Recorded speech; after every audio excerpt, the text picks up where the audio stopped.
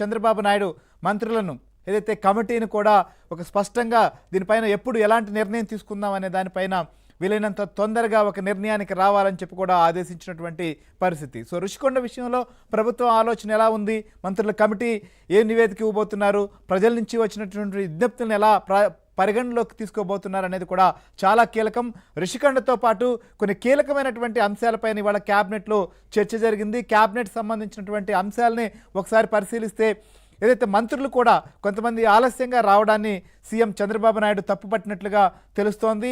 అంతేకాదు ఇక జగనన్న కాలనీల పేరుతో అప్పట్లో వైఎస్ఆర్సీపీ ప్రభుత్వం చేపట్టినటువంటి అనేక కాలనీల్లో ఇంకా ఇళ్ల నిర్మాణాలు స్థలాల్లో ఇళ్ల నిర్మాణాలు జరిగినటువంటి వాటిని రద్దు చేయాలని కొంతమంది, సో ఎలా ముందుకు పోవాలి ఏంటి అనే దానిపైన కూడా కొంత చర్చ జరిగింది. సో ముఖ్యమంత్రి కూడా దీనికి సంబంధించిన విషయం పైన కూడా కొన్ని కీలకమైనటువంటి ఆదేశాలు మంత్రులకు సూచనలు కూడా చేశారు. ఇక మొత్తం తెలుగు రాష్ట్రాల్లోనే కాదు దేశంలోనే రుషికొండ ప్యాలెస్ సంబంధించిన దానిపైన ఒక చర్చ జరిగింది. దాదాపు 452 కోట్ల రూపాయల వ్యయంతో అప్పట్లో వైఎస్ఆర్సీపీ ప్రభుత్వం ముఖ్యమంత్రిగా జగన్మోహన్ రెడ్డి ఉన్నప్పుడు ఆయన 13,140 చదరపు మీటర్లు అంటే దాదాపు 1,40,1,000 చదరపు అడుగులకు సంబంధించినటువంటి భవనాలు, అలానే 9 ఎకరాల స్థలం, వీటన్నిటినీ కూడా ఏంటి అసలు ఒక పెద్ద ప్యాలెస్ని అక్కడ నిర్మించారు. ఆ ప్యాలెస్ సంబంధించి అప్పట్లో 3 రాజధానుల పేరుతో విశాఖలో రాజధానిగా పరిపాలనా రాజధాని ఏర్పాటు చేస్తే వారి నివాసాల కోసం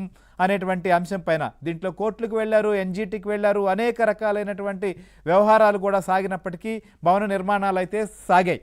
సో అక్కడికి వెళ్ళి చూసేందుకు పర్యవేక్షించే పరిస్థితి లేదు. కానీ కూటమి ప్రభుత్వం వచ్చిన తర్వాత నేరుగా మంత్రులు కావచ్చు, డిప్యూటీ సీఎం అందరూ కూడా విజిట్ చేశారు, పరిస్థితిని తెలుసుకున్నారు. అప్పటి నుంచి దీనిపైన ఒక చర్చ సాగుతూనే ఉంది, ఏం చేయాలి దీన్ని ఎట్లా అనేది. ఎందుకంటే ఇన్ని వందల కోట్ల రూపాయలతో కట్టినటువంటి భవనాలు అలా ఉండిపోవడం అనేది కూడా కరెక్ట్ కాదు, దీనికి ఎలా అందుబాటులోకి తేవాలి. సో వీటన్నిటిపైన కూడా మనం డిస్కస్ చేద్దాం. మనతో పాటు మన ఏపీ బ్యూరో చీఫ్ రామారావు మనతో పాటు లైవ్లో జాయిన్ అయ్యారు.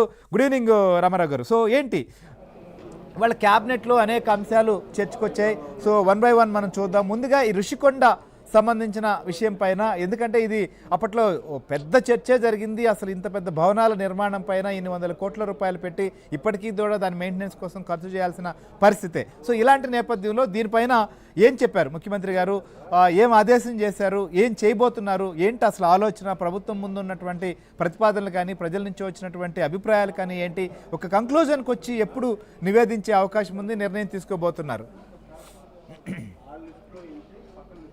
శ్రీహరి